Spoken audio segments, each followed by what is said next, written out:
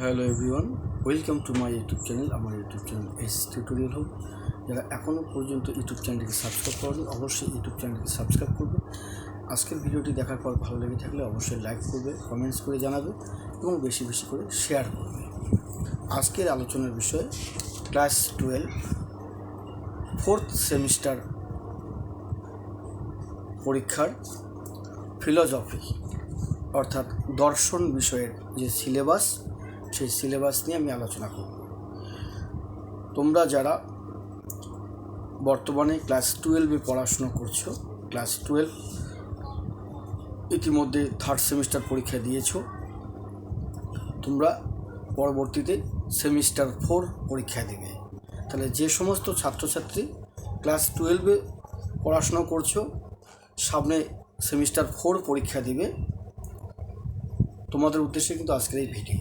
আজকের আলোচনা সবাই খাতায় লিখে নাও, খাতা কলম বের করো, বের করে খাতায় লিখে নাও। খাতায় লিখে নেবে ক্লাস 12 অবলিক দিয়ে লেখো দ্বাদশ শ্রেণী সেমিস্টার 4 4th সেমিস্টার লিখে নিচে লেখো ফিলোসফি অবলিক দিয়ে লেখো দর্শন সিলেবাস। ফিলোসফি অবলিক দিয়ে লেখো দর্শন সিলেবাস। তাহলে যে সমস্ত ছাত্রছাত্রী সামনে 4th সেমিস্টার পরীক্ষা দেবে, ক্লাস 12-এর 4th সেমিস্টার পরীক্ষা দেবে, সেমিস্টার 4, তাদের উদ্দেশ্যে আজকের এই ভিডিও। আজকের এই ভিডিওতে আলোচনার বিষয় ফিলোসফি অর্থাৎ দর্শন বিষয়ের সিলেবাস নিয়ে আমি আজকে আলোচনা করব। সবাই খাতায় লিখে নাও ক্লাস 12 অবলিক দ্বাদশ শ্রেণী সেমিস্টার 4, বিষয় লেখো ফিলোসফি অবলিক দর্শন সিলেবাস। এই দর্শন সিলেবাস সম্পর্কে আলোচনা করব। তোমরা আজকে জানতে পারবে যে দর্শন এই বিষয়ে তোমাদের 4th সেমিস্টারে কী কী পড়তে হবে, কী কী বিষয় রয়েছে, কোন কোন টপিক রয়েছে, কোন ইউনিট থেকে কত নম্বর, সমস্ত কিছু আমি আজকে বিস্তারিত আলোচনা করব। সবাই খাতা বের করো।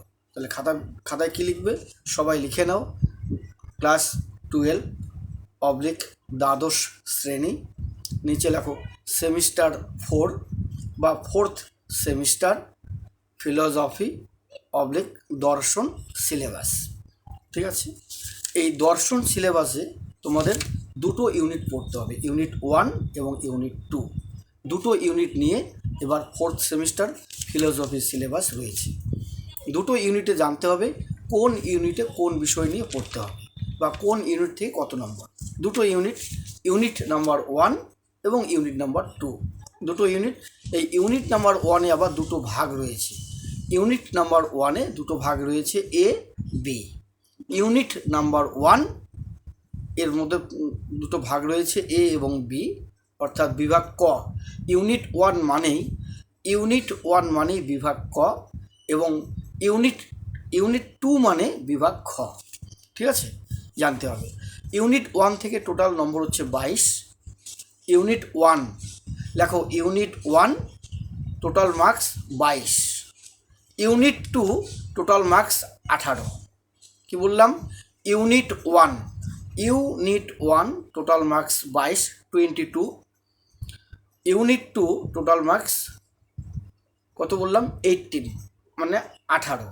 ঠিক আছে, 18 নম্বর। তাহলে ইউনিট 1-এ নম্বর বেশি, ইউনিট 2-এ নম্বর কম। ইউনিট 1টা ভালো করে পড়তে হবে, কেননা এখান থেকে 22 নম্বর আর ইউনিট 2 থেকে 18 নম্বর। তাহলে unit 1 total marks 22, unit 2 total marks 18। তাহলে ইউনিট 1 হচ্ছে 22 নম্বর, ইউনিট 2-এ হলো 18 নম্বর। তাহলে 22 আর 18 যোগফল 40, টোটাল 40 নম্বরের পরীক্ষা হবে। আর এই পরীক্ষাতে কিন্তু প্রশ্ন থাকবে অতি সংক্ষিপ্ত রচনার হবে। প্রশ্নের মান 2, 3, 4 এই ধরনের প্রশ্ন কিন্তু পরীক্ষাতে থাকবে। ঠিক আছে, তো এগুলো তোমাদের পড়তে হবে। 6-এর প্রশ্ন থাকবে, 6-এর প্রশ্ন পড়তে হবে। বোঝা গেল? এখানে কোনো রকম শূন্যস্থান, এমসিকিউ, সত্য মিথ্যা এগুলো কিচ্ছু থাকবে না, এগুলো কিচ্ছু নেই। মানে তোমরা 3rd সেমিস্টারে যে পড়াশোনা করেছো সেই রকম ধাঁচের কোনো প্রশ্নই পাবে না। এবার প্রশ্নগুলো 2 নম্বর থেকে শুরু। ঠিক আছে, তাহলে কী লিখলে তোমরা খাতায়?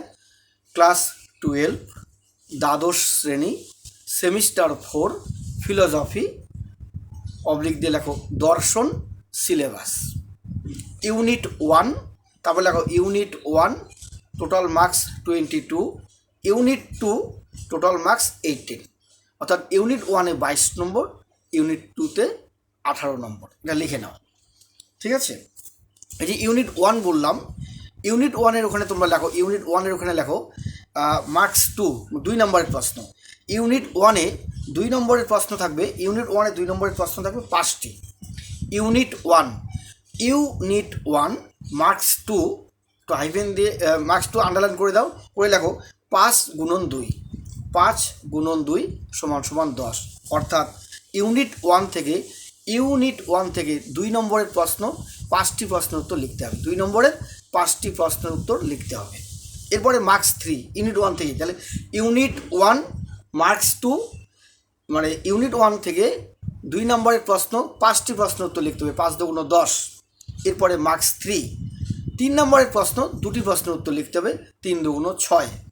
আর মার্কস 6 নম্বরে লিখতে হবে 1টি, 6 নম্বরের 1টি। তাহলে কি হলো, তোমরা সবাই খাতায় লিখে নাও। Unit 1 2 marks 5 × 2 = 10, 3 marks 2 × 3 = 6, marks 6।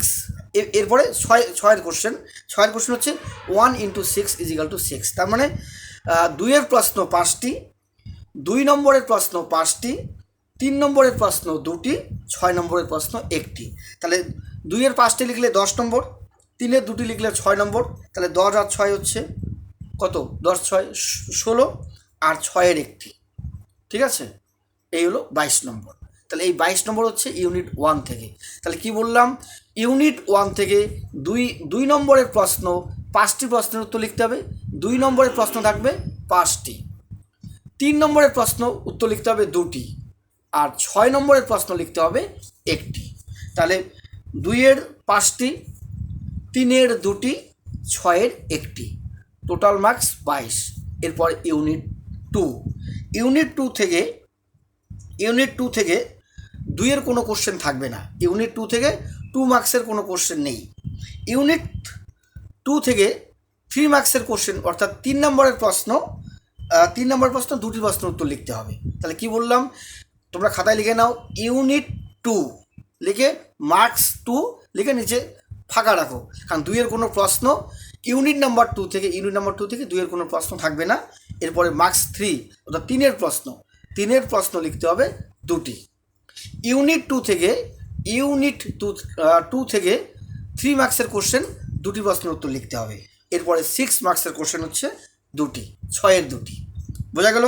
তাহলে কি বললাম, খাতায় লিখে নাও ইউনিট 2 মার্কস 2 নিচে দাগ দিয়ে রাখো, 2 নম্বরের কোনো প্রশ্ন পরীক্ষায় থাকবে না, 2 নম্বরের প্রশ্ন পড়তে হবে না।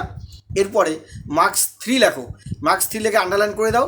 এই মার্কস 3 অর্থাৎ 3 নম্বরের প্রশ্ন ইউনিট 2 থেকে 2টা প্রশ্ন উত্তর লিখতে হবে, 3-এর প্রশ্ন লিখতে হবে 2টি, 3 দুগুণ 6, আর হচ্ছে 6-এ লিখতে হবে 2টি, হলো 12। তাহলে 12 আর 6, ঠিক আছে, 12 আর 6 হচ্ছে, এই হলো তোমাদের টোটাল মার্কস হলো 18, ঠিক আছে। তাহলে কি বললাম, ইউনিট 1 থেকে 22 নম্বর, ইউনিট 2 থেকে 18 নম্বর। ইউনিট 1 থেকে 2-এর 5টি প্রশ্ন উত্তর লিখতে হবে, 3-এর 2টি প্রশ্ন উত্তর লিখতে হবে, 6-এর 1টি প্রশ্ন উত্তর লিখতে হবে। আর ইউনিট 2 থেকে 2-এর কোনো প্রশ্ন থাকবে না, 3 নম্বরের প্রশ্ন লিখতে হবে 2টি, আর 6 নম্বরে লিখতে হবে 2টি। 6 নম্বরে 2টি লিখলে 6 দুগুণ 12, আর 3-এর 2টি লিখলে 6, 3 দুগুণ 6, তাহলে 12 আর 6 হলো 18, ঠিক আছে। এই হলো ইউনিট 1 এবং ইউনিট 2-এর তোমাদের নম্বর বিভাজনটা বলে দিলাম। কারণ ইউনিট 1-এর পড়ার মানে যে টপিকগুলো রয়েছে সেই টপিকগুলো উল্লেখ করছি। খাতায় লিখে নাও ফিলোসফি অর্থাৎ দর্শন syllabus, class 12 4th semester, unit 1। এই ইউনিট 1-এ প্রথম যে নামটা পাবে পাশ্চাত্য যুক্তিবিজ্ঞান। এটা হচ্ছে বিভাগ কয়ে, বিভাগ ক, পাশ্চাত্য যুক্তিবিজ্ঞান লিখে আন্ডারলাইন করে দাও। এই পাশ্চাত্য যুক্তিবিজ্ঞান থেকে তোমাদের এ নাম্বারে 4টা টপিক পড়তে হবে। প্রথম অধ্যায় পড়তে হবে, প্রথম অধ্যায় মানে ইউনিট 1 পাশ্চাত্য যুক্তিবিজ্ঞান বিভাগ ক, এর মধ্যে এ পার্টে যেগুলো পড়বে, পার্ট নাম্বার এ, প্রথম অধ্যায় সত্তাপেক্ষক বা অপেক্ষক, প্রথম অধ্যায় সত্তাপেক্ষক বা অপেক্ষক। দ্বিতীয় অধ্যায় নিরপেক্ষ বচনের বুলীয় ভাষ্য, নিরপেক্ষ বচনের বুলীয় ভাষ্য। তৃতীয় অধ্যায় নিরপেক্ষ বচনের ভেন চিত্র, নিরপেক্ষ বচনের ভেন চিত্র। চতুর্থ অধ্যায় সত্য সারণী পদ্ধতির, চতুর্থ অধ্যায় সত্য সারণী পদ্ধতির সাহায্যে বচনাকারের সত্যমূল্য। তাহলে সত্য সারণী পদ্ধতির সাহায্যে বচনাকারের সত্যমূল্য। এই হলো ইউনিট ওয়ানের পার্ট নাম্বার এ। ইউনিট ওয়ানের পার্ট নাম্বার এর 4টা অধ্যায়, 4টা অধ্যায় বলে দিলাম। এটা হচ্ছে বিভাগ কয়ের মধ্যে, ঠিক আছে। এরপরে ইউনিট নাম্বার ওয়ানের পার্ট এ বললাম। এবার ইউনিট নাম্বার ওয়ানের পার্ট বি। পার্ট বির নাম হচ্ছে আরোহ যুক্তি বিজ্ঞান, আরোহ যুক্তি বিজ্ঞান। এগুলো কিন্তু সব ইউনিট নাম্বার ওয়ান। প্রথম যে 4টা অধ্যায় বলা হলো, প্রথম 4টা অধ্যায় হচ্ছে ইউনিট নাম্বার ওয়ানের পার্ট এ, ঠিক আছে। এরপরে ইউনিট নাম্বার ওয়ানের পার্ট বি লেখো, লিখে আরোহ যুক্তি বিজ্ঞান। এখান থেকে তোমাদের পড়তে হবে প্রথম অধ্যায় আরোহ অনুমানের স্বরূপ বা প্রকৃতি, আরোহ অনুমানের স্বরূপ বা প্রকৃতি। দ্বিতীয় অধ্যায় হচ্ছে কারণ, দ্বিতীয় অধ্যায় কারণ। তৃতীয় অধ্যায় মিলের পরীক্ষামূলক অনুসন্ধান পদ্ধতি বা আরোহী পদ্ধতি, মিলের পরীক্ষামূলক অনুসন্ধান পদ্ধতি বা আরোহী পদ্ধতি। এই হচ্ছে পার্ট বি।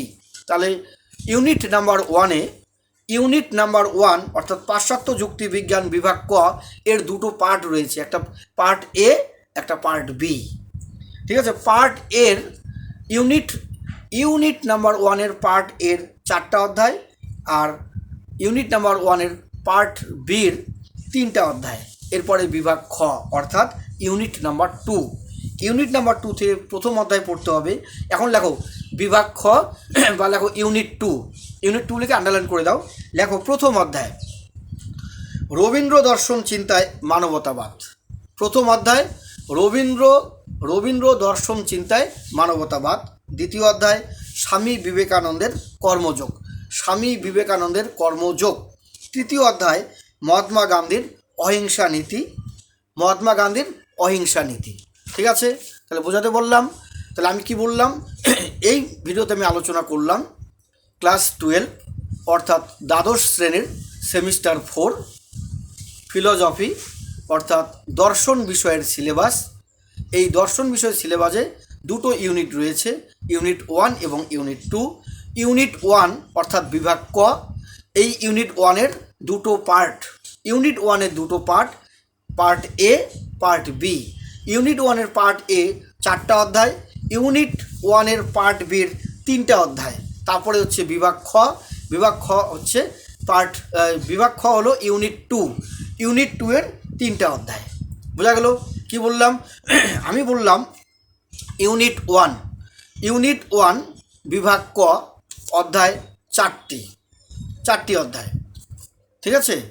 মানে ইউনিট 1 বিভাগ ক পার্ট এর 4টি অধ্যায়, ইউনিট 1-এর পার্ট বির 3টি অধ্যায়, ইউনিট 1-এর পার্ট বির 3টি অধ্যায়, আর ইউনিট 2 অর্থাৎ বিভাগ খ এর থেকেও 3টি অধ্যায়। ইউনিট 1 থেকে 22 নম্বর, ইউনিট 2 থেকে 18 নম্বর। ক্লিয়ার? এই হচ্ছে তোমাদের সিলেবাস। এই বিষয়গুলি থেকে পড়তে হবে। সামনেই তোমাদের 4th semester exam, 4th semester পরীক্ষায় ফিলোজফি যাদের রয়েছে, আমি জানি বেশিরভাগ স্টুডেন্টেরই ফিলোজফি সাবজেক্টটা রয়েছে। যারা আর্টস বিভাগ থেকে পড়াশোনা করছো, ফিলোজফিতে এই ইউনিট নাম্বার 1 এবং 2 থেকে এগুলো পড়তে হবে। টোটাল 40 নম্বর। কোন অধ্যায় থেকে কত নম্বর সেগুলো বলে দিলাম, কোন ইউনিট থেকে কত নম্বর, এইভাবে পড়ো। এবং ইউনিট নাম্বার 1-এর পার্ট এ, ইউনিট নাম্বার 1-এর পার্ট এর যে 4টা অধ্যায়, 4টা অধ্যায় কিন্তু খুব বোঝার বিষয়, বুঝতে হবে। এই সত্তাপেক্ষক বুলীয় ভাষ্য ভেনচিত্র এগুলো কিন্তু বুঝতে হবে, সত্য সারণী এগুলো বুঝে পড়াশোনা করতে হবে। এগুলোর অনেক ছক রয়েছে, সূত্র রয়েছে, এগুলো বুঝে কিন্তু পড়তে হবে, বুঝতে হবে। বোঝা গেল?